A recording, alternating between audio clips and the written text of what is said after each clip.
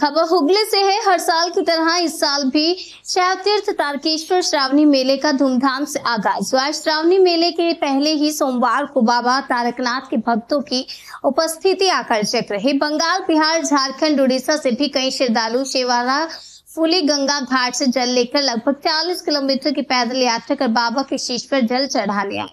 कई लोग हर साल जल चढ़ाने आते हैं तो वहीं कई लोग अपनी मन्नत मांगने बाबा भोलेनाथ के द्वार आते हैं।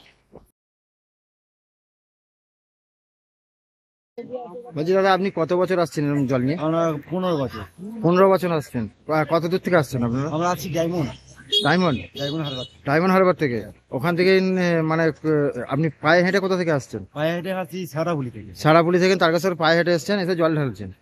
তো আপনার কি কোনো মানত ছিল না? না, এটা আমাদের শখে নয়, এটা আমরা প্রতি বছর আসি। প্রতি বছরই আপনারা আসেন? 8 জন করে দল? আমরা 8 জন, কোনদিন 14 জন, 15 জন। আচ্ছা, কোনো বছর 8 জন, কোনো বছর 14 জন।